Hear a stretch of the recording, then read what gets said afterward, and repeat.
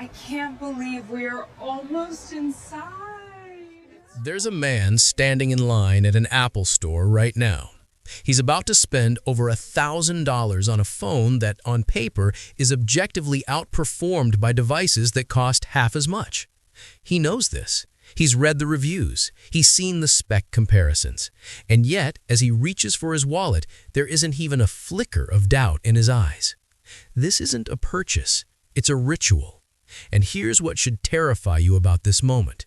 He doesn't know why he's doing it. Neither do you. And by the end of this story, you'll realize that the reason has nothing to do with technology at all.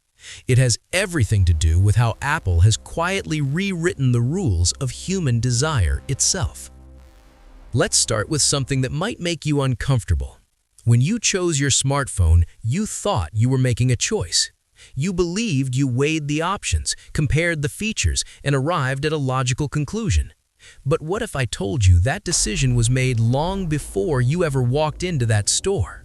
What if the moment you felt like you were deciding was actually the moment you were surrendering to an architecture of desire that had been built around you for years? Apple customers don't switch brands for the same reason people don't abandon their native language. It's not about better options existing elsewhere. It's about the fact that the neural pathways in their brain have been so deeply carved by years of consistent experience that switching would require them to rewire their identity itself. When someone asks an Apple user why they don't consider Android, the answer is almost always vague. "It just works," they'll say, or "I'm used to it," or the classic, "I prefer the ecosystem." These aren't reasons. These are symptoms. Symptoms of something far more profound happening beneath the surface of conscious thought. Android users make arguments. They talk about customization, about freedom, about specs and value. Apple users don't argue. They simply exist in a different psychological reality. One where the question itself feels wrong, like asking someone why they don't try breathing differently. The truth is, Apple understood something about human psychology that every other tech company missed. People don't buy products, they buy certainty. They buy the feeling of being safe from the chaos of too many choices. In a world drowning in options, Apple built a cathedral of constraint. And once you step inside, the noise of the outside world disappears. That silence is addictive. Think about the moment someone first holds an iPhone. Before they've customized a single setting, before they've downloaded an app, there's already a feeling. The weight of it, the cool touch of glass, the way it wakes up with the slightest lift, the animations that flow like water instead of snapping like machinery. These aren't features, these are emotional cues. Apple spent billions engineering the feeling of rightness. And that feeling burrows deep into the limbic system, the ancient part of your brain that makes decisions before your logical mind even knows a decision is being made. This is why spec sheets don't matter. When someone shows an Apple user a phone with a better camera, a faster processor, or a bigger battery, they're speaking a language that doesn't compute. Because the Apple user isn't holding a piece of technology, they're holding a totem of stability in an unstable world. To suggest they switch is to suggest they abandon the feeling of being oriented, of knowing where everything is, of trusting that tomorrow will work the same way today did. And humans will pay almost any price to avoid the disorientation of starting over. But there's something even more insidious at play here, something Apple engineered with surgical precision: the ecosystem. It starts innocently enough. You buy an iPhone, then maybe an iPad because they work so seamlessly together, then AirPods because they connect instantly, then an Apple Watch because it integrates with everything, then a MacBook, because now all your photos and messages and files just appear everywhere without you having to think about it. At some point, you cross an invisible threshold. You stop owning Apple product. They start owning you. This isn't an accident. Every product Apple creates is designed to make every other Apple product more essential. The value isn't in the individual devices. The value is in the gravitational pull they create when combined. It's like a solar system. Once you have enough mass, everything starts orbiting, and escape velocity becomes almost impossible to achieve. Your photos are in iCloud, your messages use iMessage, your files are syncing via AirDrop, your passwords are in your keychain, your family is part of your sharing plan. Leaving Apple doesn't mean switching phones, it means dismantling the infrastructure of your digital life. And here's where it gets psychologically devastating. Every time you use that ecosystem, every time something just works without effort, your brain releases a tiny hit of dopamine. Not the explosive kind you get from winning or achieving something, but the subtle, steady kind you get from comfort, from predictability, from knowing that when you open your laptop, your text messages will be there. When you get in your car, your music will resume exactly where it left off. These micro-rewards accumulate over time, creating what psychologists call a habit loop. The trigger, the routine, the reward. And Apple has optimized every step of that loop to be as frictionless as possible. Friction is the enemy of loyalty. Apple knows this, so they removed it. They didn't make the best camera, they made the camera app open instantly. They didn't make the fastest processor, they made the phone wake up before you finish lifting it. They didn't make the most customizable interface, they made it so you never need to customize anything because it already feels like it was designed specifically for you. This is the dark genius of Apple's strategy. They didn't compete on features, they competed on the absence of discomfort. Now let's talk about identity, because this is where Apple's grip becomes almost existential. In the modern world, the objects you carry are not neutral. They broadcast who you are, or more accurately, who you believe yourself to be. When someone sees you pull out an iPhone, they don't just see a phone, they see taste, discernment, a certain level of success. Whether or not this is true doesn't matter. The perception exists, and perception shapes reality. Apple users know this. On some level, they've internalized that owning Apple products elevates their social position, even if just slightly. This is why the green bubble phenomenon is so revealing. In group chats, Android messages appear as green bubbles, while iPhone messages are blue. It's a trivial detail, and yet it's created a social hierarchy. Teenagers have reported feeling excluded, even embarrassed for having green bubbles. Adults have admitted to judging others for it. This isn't about messaging technology. This is tribal signaling. Blue means you're in, green means you're out. And Apple didn't have to say a word to create this dynamic. They just made the distinction visible and let human nature do the rest. But it goes deeper than status. It's about self-concept. Over time, Apple users begin to see their choice of technology as an expression of their values. They're the kind of person who appreciates design, who values simplicity over complexity, who doesn't need to tinker because they have better things to do. This identity becomes woven into their sense of self. And here's the trap. When your identity is tied to a brand, abandoning that brand feels like abandoning a part of yourself. It's not about admitting you were wrong. It's about experiencing a kind of micro-death of the person you believed you were. Apple has cultivated this with extraordinary care. They've never positioned themselves as just a tech company.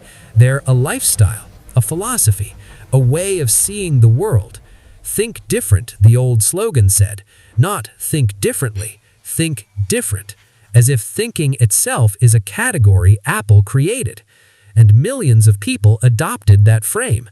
They began to see themselves as different because of the logo on their devices. And once you've internalized that narrative, switching to Android doesn't feel like a practical decision. It feels like a betrayal of your own story. Let's examine the moment of potential switching. Imagine an Apple user considering a change. Maybe they're frustrated by the price. Maybe they're enticed by a competitor's feature. They start researching, and immediately the psychological barriers emerge. First, there's the data migration anxiety. Years of photos, contacts, apps, settings. The thought of transferring all of it, or worse, losing some of it, creates a sense of existential dread. It's not just data, it's memories, it's connections, it's the architecture of your life. Then there's the learning curve. Even though modern Android is intuitive, it's different, and different means discomfort. The muscle memory is wrong, the gestures don't match, the settings are in unfamiliar places. For weeks, maybe months, every interaction will require conscious thought instead of automatic action. The brain hates this. The brain craves automaticity, and the thought of surrendering that ease, even temporarily, feels like too much effort for uncertain gain. But perhaps the most powerful barrier is social. If you're embedded in an Apple ecosystem with family and friends, leaving means fracturing those connections. No more FaceTime, no more seamless photo sharing, no more group iMessage threads that just work. You become the person who complicates things, the one who needs special accommodations. The friction you create in other people's lives becomes a source of guilt and frustration. So you stay. Not because Apple is better, but because leaving would require everyone around you to adjust, and you can't bring yourself to ask them of it. Apple's competitors have never understood this. They keep releasing phones with better specs, better prices, better features, and they keep wondering why it doesn't matter. They're trying to win a logical argument in an emotional war. Samsung can make a phone with a better camera. Google can integrate AI more deeply. OnePlus can offer flagship specs at half the price. None of it matters because they're solving the wrong problem. Apple users aren't looking for a better phone. They're looking for a reason to stay comfortable, and Apple gives them 1,000 reasons every single day. This is why Apple's marketing is so sparse. They don't need to convince you. They need to remind you. A few seconds of sleek product shots, a carefully chosen soundtrack, a tagline that reinforces the identity you've already adopted. That's enough. Because the real marketing is happening every time you unlock your phone, every time your devices sync effortlessly, every time someone notices the logo on your laptop. Apple has turned their customers into a volunteer marketing army, not through incentives, but through identity fusion. There's a term in psychology called the sunk cost fallacy. The more you invest in something, the harder it becomes to abandon it, even when abandoning it would be rational. Apple has weaponized this principle. Every app you buy, every accessory you accumulate, every year you spend learning the gestures and shortcuts, every photo you store in iCloud, every automation you set up in shortcuts. These are investments, not just financial, but cognitive and emotional. And the brain is wired to protect investments, to justify them, to find reasons why they were worthwhile. This is compounded by something called consistency bias. Once we've made a choice, especially a public one, we're psychologically driven to remain consistent with that choice. We seek out information that confirms we were right. We dismiss information that suggests we were wrong. Apple users don't ignore Android's advantages because they're stupid. They ignore them because acknowledging those advantages would create cognitive dissonance, the uncomfortable feeling of holding contradictory beliefs. It's easier to simply not look, to stay in the bubble, to trust that the choice made years ago is still the right one. And then there's the design itself. Apple's obsession with minimalism isn't aesthetic, it's neurological. The human brain is constantly scanning for threats, for anomalies, for things that don't fit the pattern. Complexity triggers low-level stress. It requires more processing power. It depletes mental energy. Apple's design philosophy eliminates visual noise, smooth corners instead of sharp edges, white space instead of clutter, animations that follow natural physics instead of artificial snapping. All of this reduces cognitive load. Using an Apple device doesn't tire your brain, it soothes it. Over time, this creates a Pavlovian response. Apple products become associated with calm, with ease, with the absence of frustration. When you pick up your iPhone, before you've even unlocked it, your nervous system is already relaxing because it knows what to expect. This is classical conditioning at scale, and once established, it's nearly impossible to break, because breaking it would mean willingly choosing stress over calm, and humans are biologically wired to avoid stress whenever possible. Now let's confront the uncomfortable truth at the center of all of this. Apple didn't become a trillion-dollar company by making the best products. They became a trillion-dollar company by understanding that humans aren't rational decision-makers. We're pattern-seeking, comfort-craving, identity-protecting creatures who will pay a premium to avoid uncertainty. Apple didn't sell technology. They sold the feeling of having made the right choice. And once someone feels that, once they've internalized it, they'll defend that feeling against any evidence to the contrary. This is why Apple users sound like they're in a cult, because in a very real sense, they are. Not in the dangerous, coercive way we typically think of cults, but in the psychological sense. A shared identity, a shared language, a shared worldview that feels self-evidently true from the inside and baffling from the outside.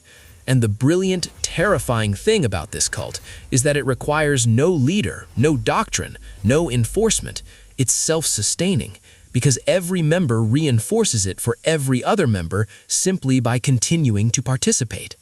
The future of this phenomenon isn't contraction, it's expansion. Apple is building spatial computing with Vision Pro. They're integrating AI that learns your patterns and anticipates your needs. They're expanding the ecosystem into health, into finance, into every corner of daily life. Each expansion makes leaving more costly. Each integration tightens the web. And the next generation, the ones growing up with iPads in their hands and AirPods in their ears, won't even conceive of switching. It won't be a choice they consider. It'll be like asking a fish if it's considered living on land. This is the endgame Apple has been building toward. Not market dominance through force, but loyalty through psychological inevitability. They've created a system where leaving feels like self-harm, where staying feels like common sense. And they've done it so elegantly, so invisibly, that their customers thank them for it. They line up around the block not because the new phone is revolutionary, because staying current in the ecosystem feels necessary, like maintaining a garden. If you stop tending it, something will be lost. So here we are, standing at the intersection of technology and human nature. Apple found the seam, the place where biology meets commerce. They discovered that if you make something comfortable enough, convenient enough, and tied deeply enough to identity, people won't leave. They can't leave, because leaving would require them to become a different version of themselves. And that transformation, that shedding of skin, is something most people will avoid at almost any cost. The man in the line at the Apple Store is still there, reaching for his wallet. He's not thinking about any of this. He's thinking about the color he wants, space gray or midnight. He's thinking about whether to get the larger storage option. He's thinking about how good it'll feel when the device is finally in his hand, familiar and new at the same time. He doesn't realize he made this decision years ago when he bought his first iPhone and felt that quiet click of rightness. Everything since then has just been momentum. And maybe that's the most profound thing about Apple's achievement. They didn't trap their customers. They made a path so comfortable, so well lit, so consistently pleasant that walking it feels like freedom. The walls are invisible. The exit is always there, but no one's looking for it. Because why would you leave a place that feels like it was designed just for you? Why would you trade certainty for chaos? Why would you abandon the language you speak fluently to learn a new one from scratch?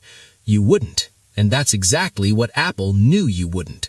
They built their empire not on innovation, but on inevitability. And as long as human psychology remains human psychology, that empire isn't going anywhere. Neither are its citizens.